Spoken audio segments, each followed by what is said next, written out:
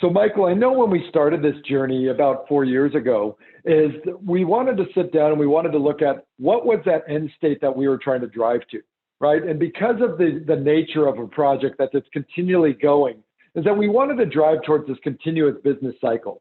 And when we looked at that continuous business cycle, we really looked at it and broke it down into 4 key areas, right? One is where you're doing your plan.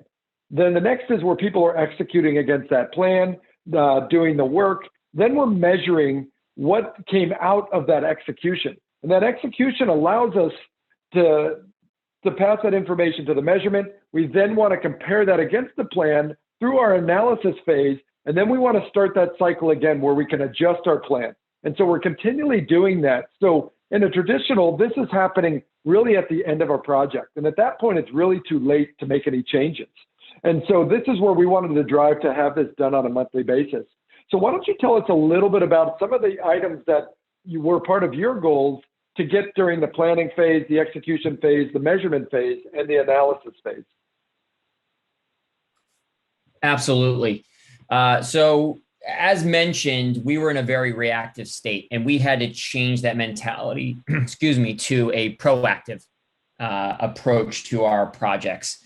So that starts with that planning stage. It's the critical, it's the baseline of the roadmap of how we're going to deliver, how we're going to meet clients' needs and really deliver internally. So we want to make sure that we are mapping out our bid sheet with the right labor, the right tier rates, the correct use of third-party costs, and that we are staying within our margins that we have set as an initiative, when we enter the year. So project profitability from the onset and what we're going to use as a baseline is critical to really jumpstart the project and making sure that there's alignment around that plan. Goal for execution is always, again, measuring back to the planning and being able to track that in real time. And really that's where we fell short, is we were not getting data. We were not seeing the project pacing in real time, right? We were 2, 3, 4 weeks behind the curve and really too late to make any pivots, too late to have conversations with the client and really course correct the project timelines and deliverables. And when you can't execute a project according to plan, there is obviously now a cog in the wheel, and measurement is doomed for failure. So, and this was the largest leap that we had. Again, not being able to get the information to measure and not being able to execute projects in real time, it doesn't allow for good business practice. It doesn't allow for best-in-class service for our clients. And at times it could result in stagnant employees at a utilization level. So, we wanted to make sure that we were efficient in all of those areas. And again, it starts critically at that planning to execute and measure phase.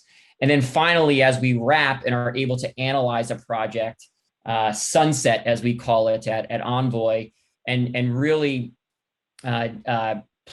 able to provide enough information and data that as we are bidding and heading into the cycle yet again for a new project or a pitch project or an organic growth client, we want to make sure that we are able to set ourselves up for success and then heading back into that planning stage. And I think one of the challenges, Michael, that we faced when we were going out on this path was the fact that, as you pointed out, the information, capturing that execution and that measurement information, there was really a disconnect. And so we needed to go ahead and, in your particular case, we needed to replace some of those systems because they weren't the right systems to allow that connectivity to work. And so we spent a lot of time looking at this as, okay, what are these systems that we want to drive to, and how are we going to make them connect, and how are we going to make that flow? And so I think part of the answer to getting to that goal was driven around the system. and getting the right systems in place, right? And I know in your case, we started with the accounting system, though we knew that we didn't necessarily have to start there. But in your case, you guys were coming off of QuickBooks and you needed to have a solid brain to store that data. Is that correct? That's right. That's right. So we started a little bit later in the process with the brain, Jim, as you like to call it, and I love that the accounting system is considered the brain. I like to consider us the brains of the operation anyway. But you're exactly right. So we had to centralize the process, and with that was build the tools essentially around the accounting system. Tools that were able to speak to one another, that were set up succinctly, and again able to get information into the right hands at the right time to make the right decisions.